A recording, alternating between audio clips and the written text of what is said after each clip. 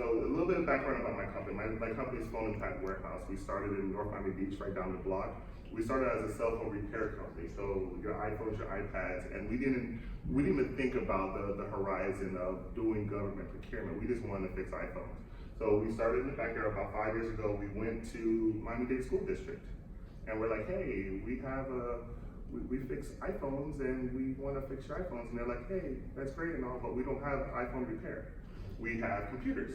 So what we had to do is we had to morph our business into what the client really wanted. And that's what we're finding out is that I can't tell you what you want. You got to tell me what you want, and I got to be able to respond to what you're looking to do. So what we did was we partnered, and we're going to talk a little bit more about that. We partnered with a bigger company, but it's hard for us as a small business to go get a $6 million contract, or they might not even give it to you. But if we can partner with a company that has the finances, we can get a little portion of that and then gain our work. So what we're doing is that we're trying to give this back to the community. What I learned from bumping my head, falling down, winning, losing, and everything that's indifferent is that if you know what to do, if I can empower you with the information, you have a better opportunity to win your first or second bid. It took me about 10, 15 bids to win my first one. And my very first bid, which they laughed in my face because I didn't know how to price it. And it was very embarrassing because they put all the pricing structure on the board, and everyone saw my pricing because I didn't know how to price. So when it comes to the government, the pricing is more like a wholesale. It's more like a Costco price compared to a Publix price. So we're doing it on a vast scale. We do a lot of work in the Tri-County. So we used to speak for Miami-Dade County Public Schools, we spoke for Broward Schools, and we speak for Palm Beach Schools all over the place on how to do business as a small business vendor. Next slide. So what is bidding? What is government procurement? So, and this is the nitty gritty, right? It's a formal process that is dedicated by all these different bylaws of how they have to purchase. So it's not supposed to be biased. There's not supposed to be any handshakes behind the scenes. It's supposed to be an open process that everyone could see, and at the end of the day that we could say, this is what the process did, this is what we did, this is who was on the board, and this is who won. So everything is very visible. It's a purchase of goods and services, also construction. I tell people, you don't want me building anything, so I just talk about goods and services, right? We started with doing paper, but there's also, construction, A&E, and different parts of when it comes to procurement. What the government is, they're doing about $7 trillion. So we're talking about the United States government, $7 trillion.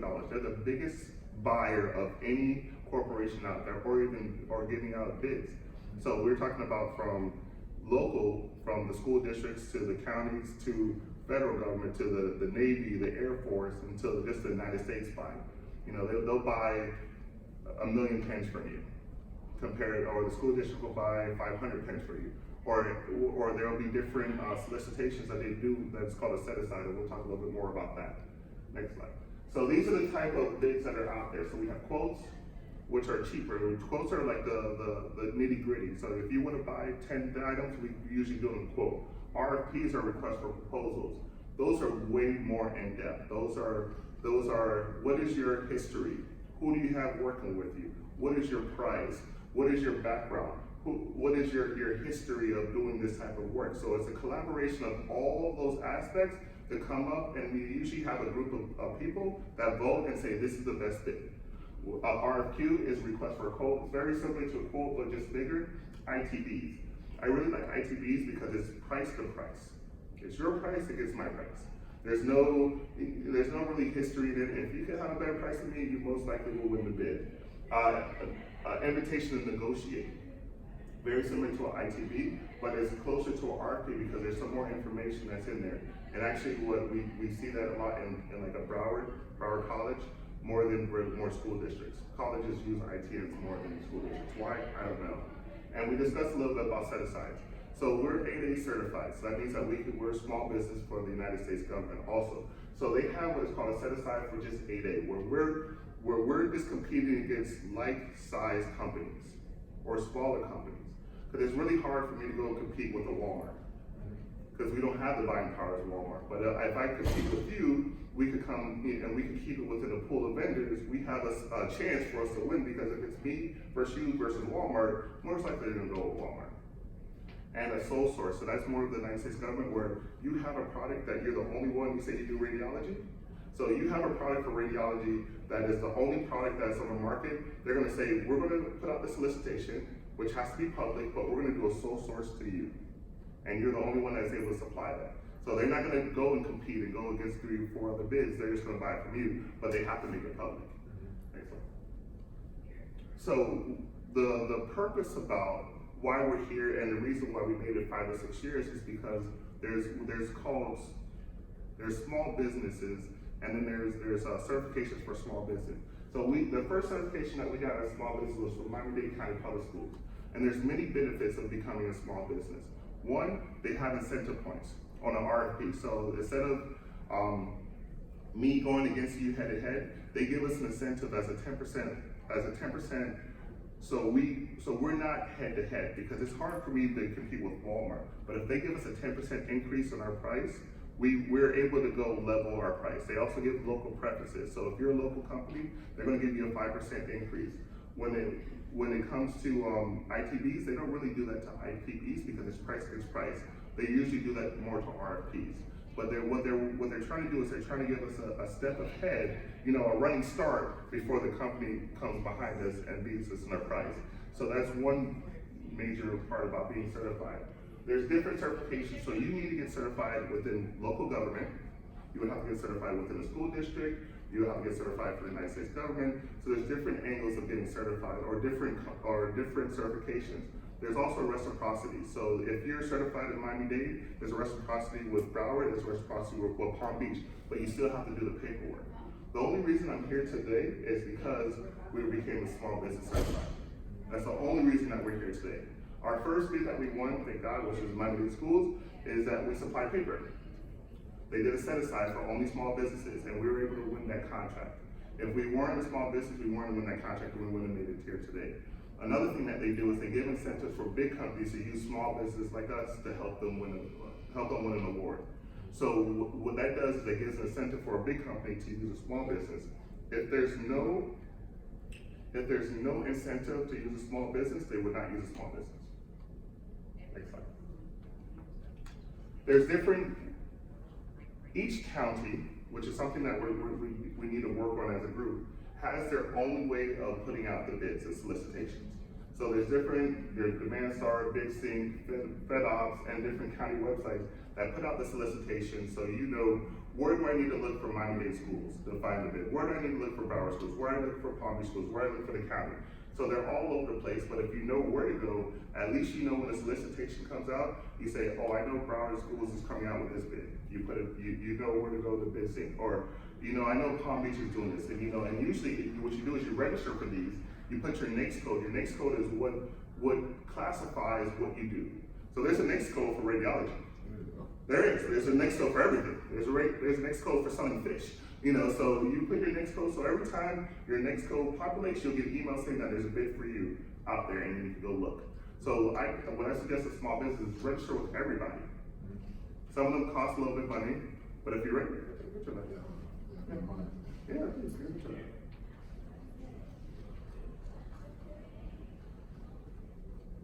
Like I'm working with them. So Demand Star is a very popular one. Bid Sync is one of the more expensive ones. Bid Sync is more Palm Beach School District. Demand Star, Miami-Dade and Broward uses that.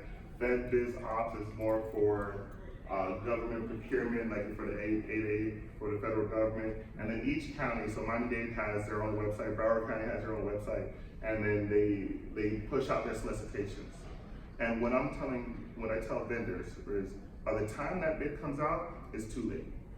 You have to put your work in before. You have to know who you're going to be partnering. You need to see what is coming out, and before that comes out, you already have to have an agreement with the people that you're going to work with.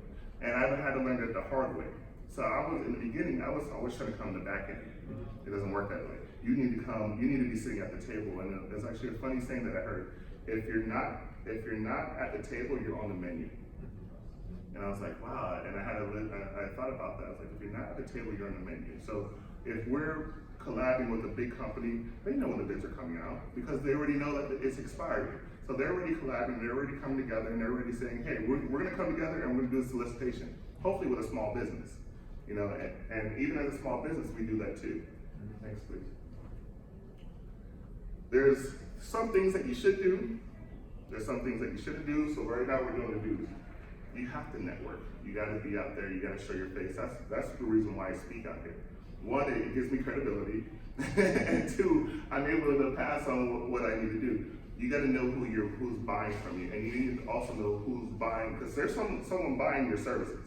And exactly what you do, there's someone that's buying it. So you need to know that, but you need to know who you are before the bid, because what happens when the bid comes out, they have what they call a tone of silence.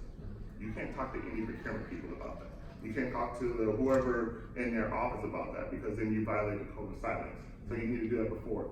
Always join whatever chamber of commerce that's out there. There's a Miami-Dade Chamber of Commerce, there's so many chamber of commerces out there. You need to also know what they're buying and what's their needs. Who's buying what? Who needs your product? Let me make sure that you know that we have, what's the benefit of you buying my product? And that's another thing. They need to know there has to be some kind of benefit. If it's price, if it's the way that you present it, if you're just an incentive for a small business. Also, past performances. So this is where a lot of the small businesses, come on ladies. Sorry. No, you're good. This is where a lot of the small businesses get caught up.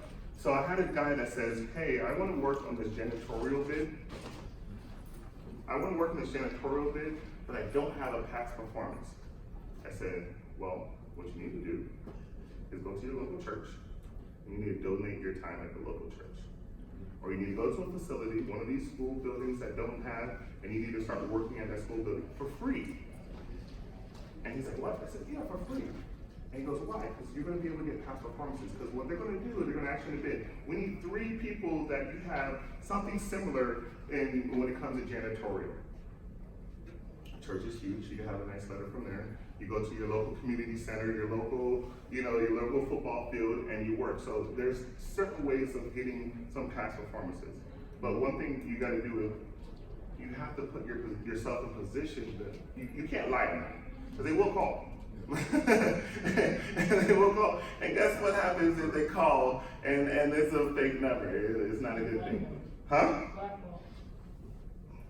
You said it first. And understand what you could do also, right? There's certain things that I can do as an IT person that other people can't do. I need to understand what my core competencies is. You know, if I'm a break fix guy, that's what I do. One thing that I get caught up in, I try to do as much as I can, but sometimes that scares the purchasing people, because they want to make sure that whatever you do, you're gonna be able to fulfill it. Because the last thing they want to do is have egg on their face because we gave this to a small business. And they can't produce what they said they're going to produce. And next thing you know, the purchasing person's like, wow, you know what, next time, I'm not going to do it with a small business. So you need to make sure that actually helps everyone else that comes behind you, that if a small business does a good job, we're more than likely to have more chances as a small business. Got you a question? Yeah, go ahead. Since you were here, my number one answer, we're having a tight conversation because he was only here with me to start. I'll just do the last one. You said qualified as a small business. Qualified. The government, or you mean there's local and state and different qualifications? Yeah, so and that's another thing that we need to do. Every small business office has different stipulations that you need to meet. Right? It could be your size, how many people that you have in your office, it could be how much threshold of how much money you made over a 3-year period. It could be your demographics, like the Florida State Minority Supply Diversity Council, that you have to be a minority. They asked me I said, hey, I'm a black person. They're like, I'm glad, but we need your birth certificate. I said, you can't see this? Like, no, you can be Spanish. And I was like, okay, so I had to go get my parents' birth certificate to prove that they were black. So there's different stipulations that everyone needs. Or the different school systems, if you make over, for 3 years, $3, $4, $5 million, depending on your classification. So I guess you're not qualified for a small business, which is good. I can't compete with the guy that made $300 million as a small business. He's not a small business, he's a big business. As a guy that made, a couple $1 million, whatever we made, So what they do is they keep a threshold to keep us a fair playing field for everyone to be able to compete equally. Also be able to scale. So when you're talking about government, Miami-Dade County Public Schools, Broward County Public Schools, Palm Beach County Public Schools, which are my clients, are huge. You're not gonna go to Miami-Dade and do work for one person or Broward for one person. You have to have enough resources to be able to, one, find people that can help you do whatever you do. What do you do? I'm a teacher. You're a teacher. What do you do? Advertising. Advertising. So if you're gonna do advertising for Miami-Dade and Palm Beach schools, you're gonna say, we need 50,000 name badges. You gotta be able to deliver that 50,000 name badges. You gotta be able to scale and have the funds to be able to produce that. And guess what? They're gonna take, well, we got a great story today, but it might take you 30 days to get paid. They just changed that. So you gotta be able to front that money for 30 days. If you do construction, if you got a project at a school, because they have the GOP project, you might have to have 100 people working for you, 50 people working for you, 30 people working for you. Do you have those resources if you never had a government contract before? So you gotta be able to scale. Right here, another thing, if you can't beat them, join them. But if you can't join them, you gotta beat them. And that's been my model from day one. One thing that our claim to fame is that we'll work with anybody that has the same like-minded as us. But if we can't join them, we gotta beat them. If not, you're gonna be hungry. And if there's anything that you need to do if you're going to government procurement, is that you need to go to the pre-bid. That's where the deals are starting to happen. One, that's where, I call them the sharks. That's where the sharks come and they try to see who they're partnering. They're trying to see if you're there, who's there. And the more that you're there, the more chances that you get. And even if you're not going to bid on that, still show up to the pre-bid in that department because they know that you're serious. And if they're like, oh, I've seen that person 3-4 times. Another do is, don't get caught up in just one county, Miami-Dade County, Palm Beach County. Don't get caught up in one. Do your certifications for everybody. Because they might only have one bid that's every 5 years. So if you miss your one bid, if you're a lawnmower guy, and you miss your bid, you gotta wait 5 years to do that? You're not gonna last long. Next. Don't celebrate your bid until it gets approved by the school board. You might get a letter saying that, hey, you won, but it still needs to go to the school board. They might ask you for more paperwork. Did you sign this? Did you sign that? Reread the regulations. Excuse me. Reread the regulations. Know what you have to do. Know your payment terms. Don't lie. Submit all documents. Don't overprice. The biggest challenge that I see with small businesses is that they overprice. They don't know how to price. They need to understand. There's online where you can go find some prices of previous bids, but you need to do that. And don't procrastinate. It has to be on time. When they say the bid is due at 2 o'clock, the bid's really due at 1:59. Right? She's smiling. You're smiling in the back. When I mean 1:59, I gotta get some water. What I mean, if it's 1:59, you're actually too late because that stamp is gonna say 2 o'clock. If this works. So if you're gonna submit a bid, get there early. Don't waste your time. No.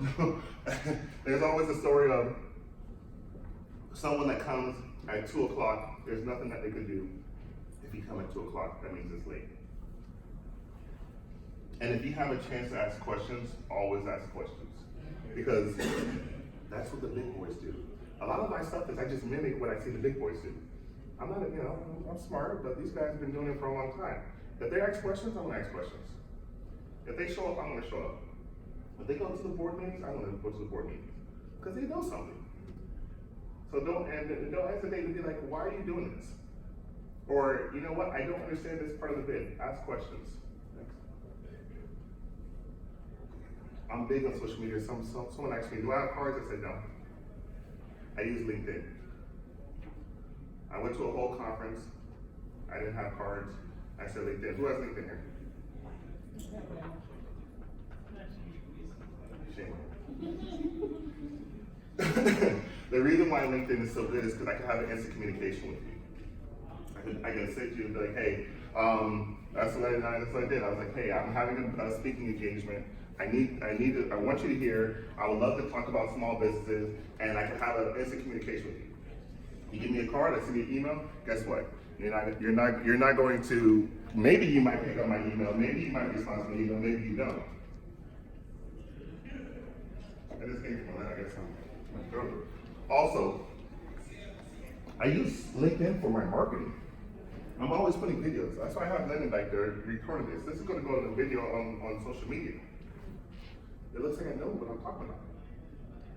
Right? Next level. Questions. I really wanted to speak to businesses and have them ask me questions of what I see, what I've gone through. Why do I tell people the secrets behind the scenes? So does anyone have a question about small business? Is that right? I got one question. Go ahead, Because it's interesting. I mean, that's what I wasn't aware of a lot of this. But so I'm in the medical field, right? Okay. And I know that you said services are no matter what services it is, but even if you're like a sole proprietor, like is that sort of different, or you need to have a certain number of employees to get some of these contracts, or well, you're trying to build it into maybe a larger business from a sole proprietorship? Well, it depends if it's what you're trying to do. If you're trying to deploy 50,000 machines, you're going to need some people. But if you have a software, you don't need that many people. Right, I actually do something. So you don't need as many people when you're doing software. But if you need boots on the ground, you're going to need more people. Do you have a question?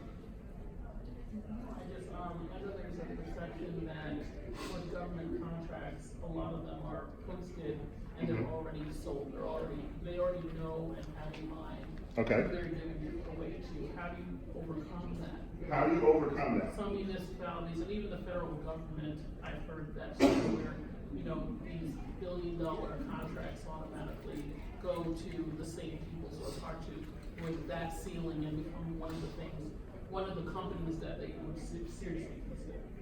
Well, if you don't do your marketing and know your purchaser beforehand, you lost a bid already. And I was saying before, if you don't show up beforehand, if you don't do your license work, you're not going to win the bid. Especially if it's a major bid. They do know who they want, Right. or they at least have an idea. But if they don't know you and you walk in and say, "Hey, I want your $6 million bid," and they don't know you, they're not giving it to you. Right. So yes. It's just unfortunate that, the same people, I mean, I know they want consistency because if they are using taxpayer funds, so they want to make sure that whoever they choose can execute. But I just think it's lazy governance to not go beyond, not even, have a certain percentage go to a new player with new ideas. Well, can you handle the job? Right, that's the question. Yeah, can you handle the job? Well, that's the question for the business people. And I was saying this before, is that a procurement agent doesn't want to get egg on their face because they give a $6-7 million contract and the person can't do the job. Well, the small business office will recommend someone that can't do the job. Any other questions? You talked about being scalable, because you may have to have some upfront costs to get the job going. Okay.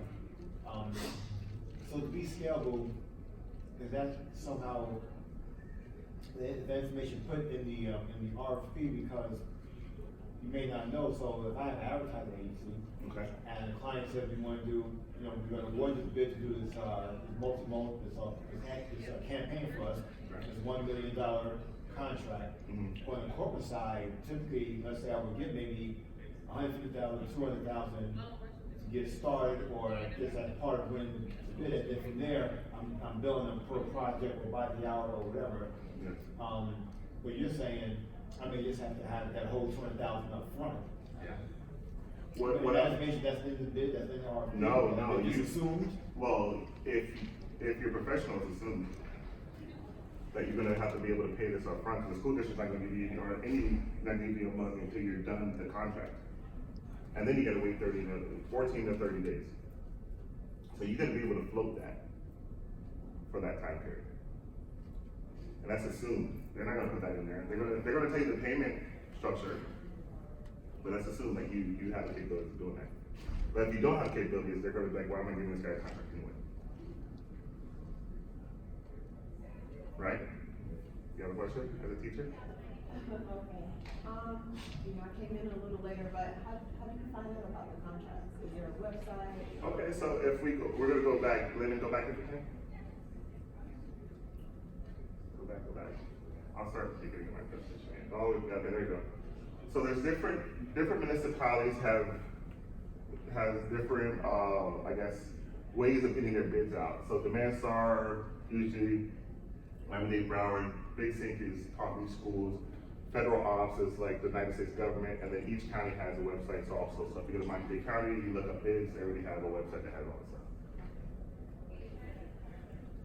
You have any questions?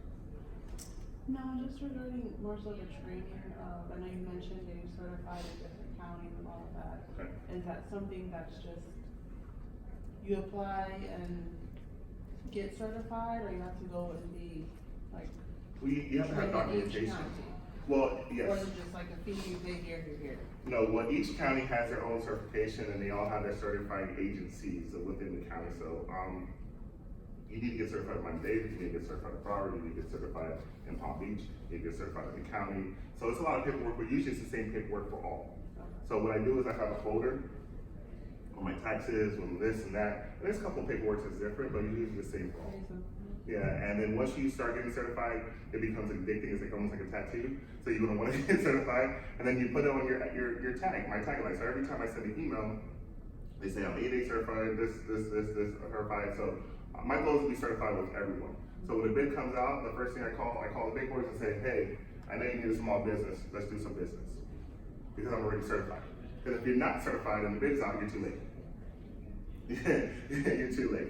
What kind of business do you do? I'm in the medical field. Okay. I know a few people Okay. So I would love. looking for contracts. Yeah, and if they have any questions, what I do is I give my cell phone, they call, and my goal is to help you not run into the roadblocks that I had to. And this the story I told people before is my first contract, I got laughed at. They literally laughed at me because my price was 30 times more expensive than everyone else. So, and it was funny, and you know, God has a sense of humor, I believe in God, right? And I was praying that they didn't put my price up because I didn't know. And they showed it like, oh, it's $1 million, $1 million, $1 million, $30 million. And the companies, they chuckled in my face. And it was a very humbling experience. But then I said to myself, now I understand what it takes to bid. Now I know how the pricing works.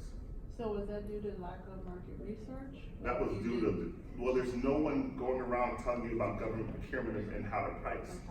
So I was like, I'm gonna do that. You're not gonna laugh at me again. I'm gonna make sure everyone's strong, and I'm gonna tell you that you need to keep your prices within this range. If you're gonna think you're gonna become a billionaire from the school district, it's not happening. Keep your prices within this certain price range.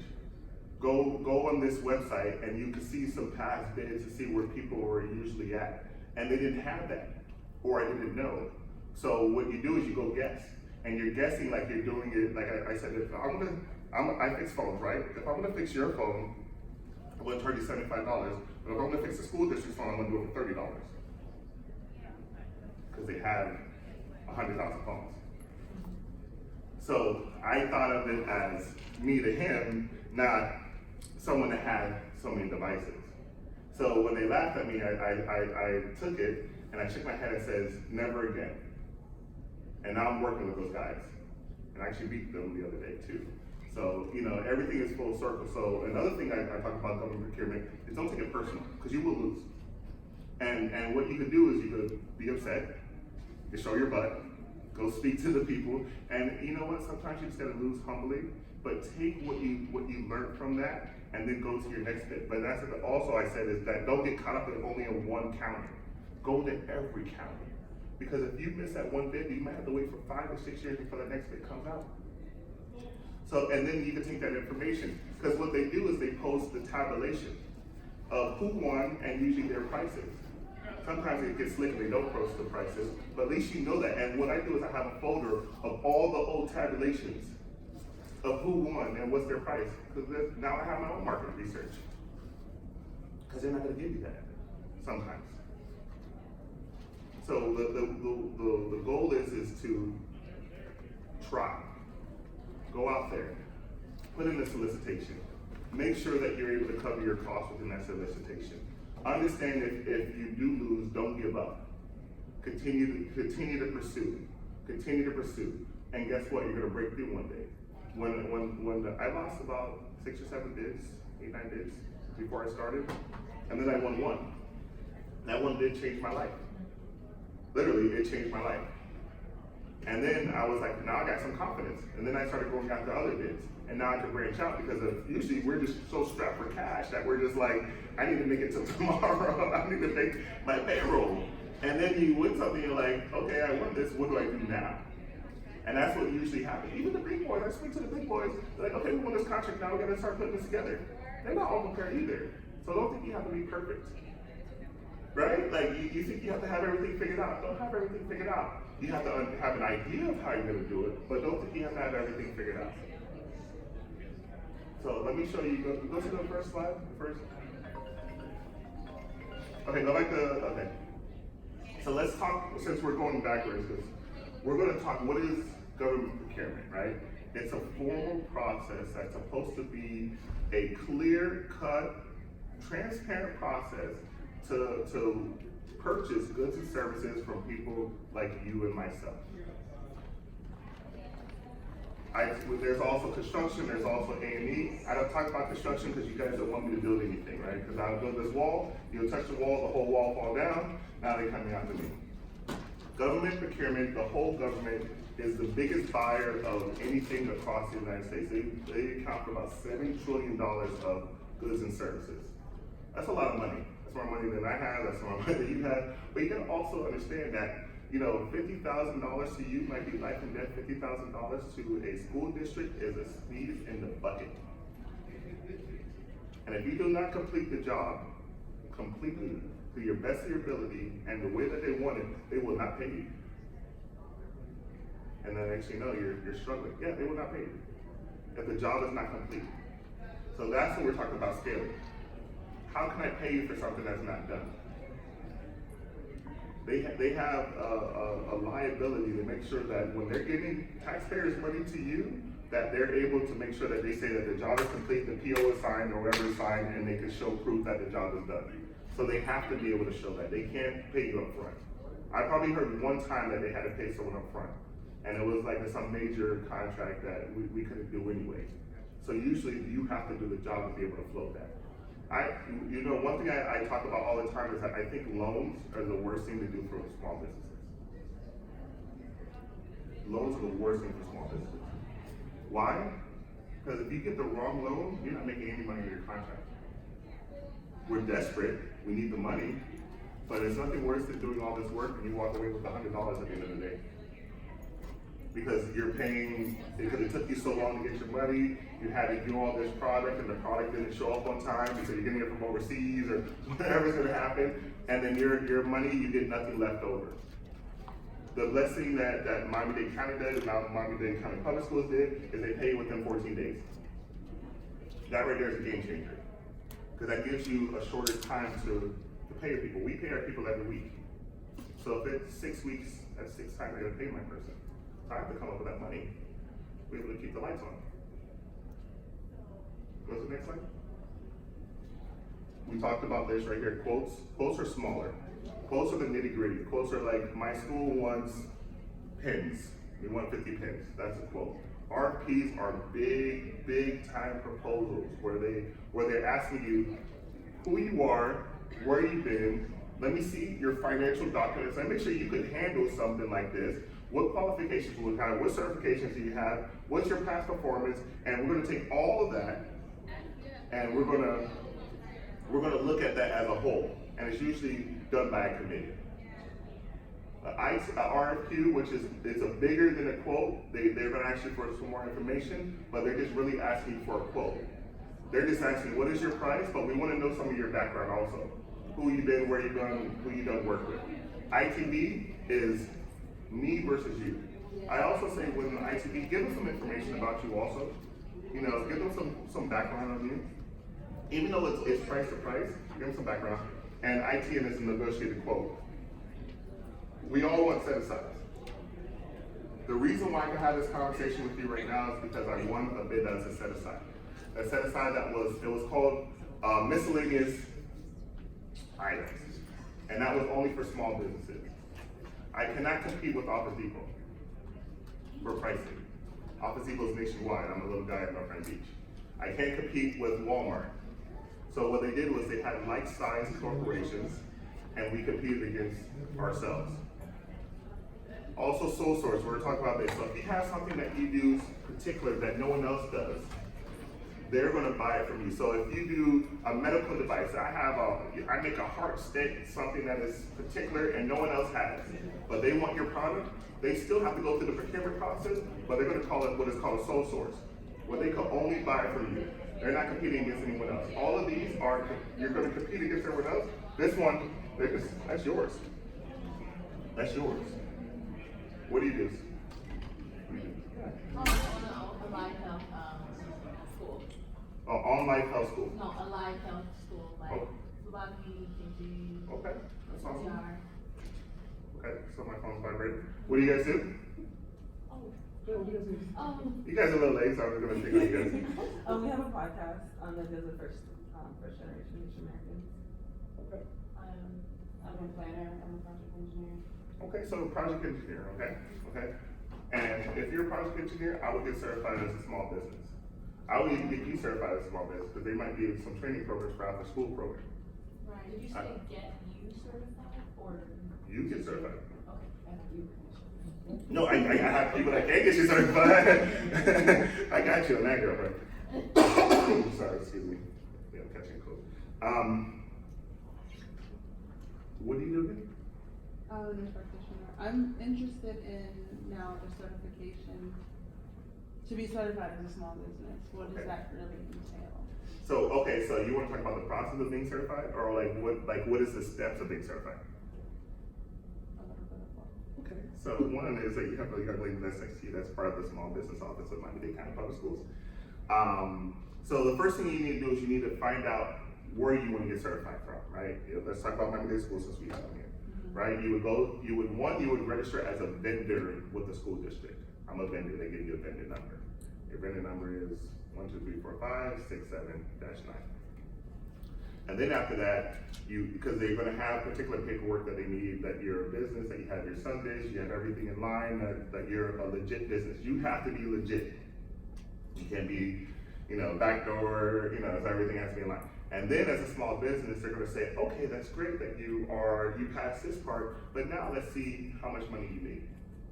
Let's see if you're under this threshold. We're gonna ask you if you're construction, we're gonna ask you for your certification of your construction. And then what they do is they put a packet together and they say that you hit this qualifications, now you're a small business. I remember getting my first, when I did this 6 years ago, we had to mail everything in. So I had to print 90 pages, write everything down. Now it's all on the computer. So I don't feel bad for the people nowadays, because they get, most of the stuff is still there. I had to print this thing on my printer would break, and then I had to literally go there I had no ink, right? I was a small business, right? And the next thing you know, we're talking about 200 pages, I had to fill it out by hand. And then go drop it off and then say, oh, sorry, you forgot this. We're gonna send it back to you. And it was a tough process, but you know what? I didn't give up. And if you're gonna hear what I'm saying, never give up. Never give up, keep trying. Because someone's gonna tell you no. Or you need this and need that. And then what happens is, it's not for me. And then what's happening is that we're talking about Miami-Dade just a little while ago, is that people, they get discouraged and then they don't follow through. There's so many people before me that could have won a solicitation, that got frustrated and never came back. And if they have enough vendors within a particular code, they could do a set-aside. But they can't do it because there's only one or two. And they're begging people, get certified, it's free. I paid $200 for my certification for Palm Beach School District, $250. I was like, man, I got it, $250. But you know what, I got it. Because I was serious about getting certified. And there's benefits for certification. Right now we're on a contract for doing computers. We don't have $50 million, $30 million, $20 million. We don't have that money. But a big company does. But if we join with that big company, we have an opportunity to be on that bid. But guess what I have now? I have work experience. I have past work experience. And I can say, hey, that big contract, I was on there too. I did the work. So now I'm gonna use that to my benefit on the next time when it comes around. And now I can write past performance. So even if you're working along with somebody, do it, fall forward, right? Don't fall backwards, fall forward, try to get some information that's gonna help you go to the next one.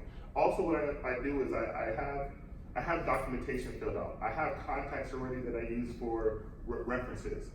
Know your references. Get in touch with the person that you're dealing with. Know the school that take care of my brother. Know the people that are buying. Show up. For the districts, become a lobbyist. You know why? Because you can't really talk to them if you're not happy. Costs $250 to be able to have a conversation with a school. If you want to teach your class to a school, you can't do that unless you're a lobbyist. Legally. That's crazy, right? Who told you that? Exactly. but guess what? But now you know. And that's what we what they say, we fall because of lack of knowledge. Now that's the knowledge that we need. What kind of business do you do? Oh, Or what the do you name of do? my company is SI, which stands for Claim It Yourself, where I empower underserved women, give them motivational speeches and so forth. Some others as well, more particularly in the ER, so I mostly, they come through my door and so forth. The rape victims, domestic violence, etc. So, they're my target audience just because I think that they need it and they're not getting it from anywhere else. So, okay, I'm listening.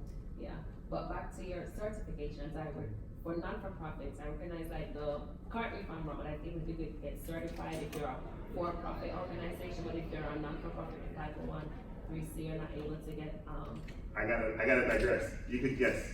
And I think there's only a certain qualification that you're able to bid on when you're a small non-for-profit, is that correct? We don't certify non-for-profit, that's what I was, Okay. because I looked into it.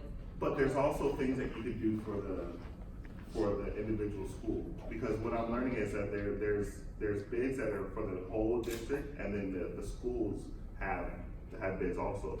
But what you can do is that there's a big thing about mental health going on right now, right? So if you're able to piggyback on that mental health contract, the people that won the contract will pay you for that section that you're doing. So, and that's one thing what I'm learning is that if you're gonna run into a wall, sometimes you gotta take a step to the right. Because just take a step to the right and now your path is open. Because if there's someone that needs what you're doing, and you're experiencing there's someone that needs to hear what you're saying. And then they put the mental health behind it, and it's a big company, right? They're getting into a huge company, and then next thing you know, you're doing this part in this district. So there's ways of making money for your nonprofit. What do you do? I'm a full-time FIU student. Nice, and I'm glad that you're here. Yeah, I'm a PA major, public administration. Okay. So, and I tell people, I started off as I never thought I would be here. I never thought I would be in front of a room speaking about government procurement because that wasn't my thing. But one thing as being a entrepreneur, right? I'm an entrepreneur, I'm going after it. My name is iPhone and iPad Warehouse. I thought I was just gonna be fixing iPhones the rest of my life at a little store. But God has bigger plans for you, right? And when God has bigger plans for you, sometimes we don't think as much, or we limit ourselves. You might have something that someone needs. Mental health right now is the biggest thing that they need for these people right now. You find them. If you need my help, we could go to the school district, whatever, or even any of the school districts, and find someone that needs what you're doing, because these girls need to hear what you're saying. Same thing as a teacher. You might want to do some after school care or after school program. Start your little business from there. And then spiral from there because you have a teaching background. Same thing with you right there. There's different your podcast. I'm not sure if they buy podcasts, but you might be saying something that someone needs to hear. I might need to hear it. So don't limit yourself. And that's why I see with small business. I cut grass and that's the only thing I do. You might be able to put up a gate also. Right? Are they kicking me out? I hope they're not. What time is it? 3, almost 3.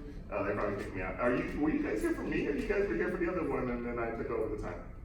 I don't want to schedule. And any other questions for me before they come and say they pull a plug me? So you helping assisting with getting the small business certification or referring out to, how long is that process? It usually takes a couple of months. It could be quicker than that because it's not done online. But so what I do is I try to encourage businesses to become small business certified. I would refer you to the young lady in the back and say, you need to meet with her. And her team, which is out there, will help you get certified. So that's what I do. I just refer because I understand the benefits of it. And you know what happens is that they lose a bid and they never come back because they weren't prepared for that. Or even your paperwork. There's one document in your paperwork that has to be notarized. If that paper is not notarized, you're not going to win a bid. You can't win it. They're going to disqualify you. Just those little tips that we don't know. And they know how big you are. They know how big you are. But if you present your paperwork better, they at least give you a better chance. But you also got to know where to bid because you might not want to bid on the RFP that's you might just want to bid on this. You might just want to sell some pens or some, stationaries or something like that on a smaller scale. Any questions? You look like you have a question back there. No. Okay. Any more questions? So my name is Brian Farrell. My company name is Phone and Pack Warehouse. My goal is to hope that I inspire you, to give you some energy to keep going through. We all deal with troubles and business but you know what? Take your obstacles and make it into a blessing. So my blessing hopefully for you guys is to get you guys certified. If you win a bid, even better. I want to see you win a bid because if you win a bid, we all are successful. The more companies that we have that are small business certified, the more opportunities that we have to have more set-asides. The goal for small businesses is to have set-asides, where we're just competing against ourselves. So we could have more companies registered, we have more opportunities, or we empower the people in charge to be able to put this at a set-aside. Or at least say, hey, 15% of this has to go to a small business. And guess what? If you're certified, someone might call you. I've had a call out of the blue. Hey, I was looking through the list. I saw your name there, and we want to use you as a small business. They're coming out with a directory of all the people that do promotional items, that do teaching, that does all this. So there's a directory, and they go through it. People go through it because they need that small business. But we have to empower the people that are in charge to say, we have enough to put this aside. But if they say we have one, they can't do it. So that's what I'm doing. I'm just trying to pass on my passion, my heart, my efforts to you guys so we can all win together. And that's all I have to say.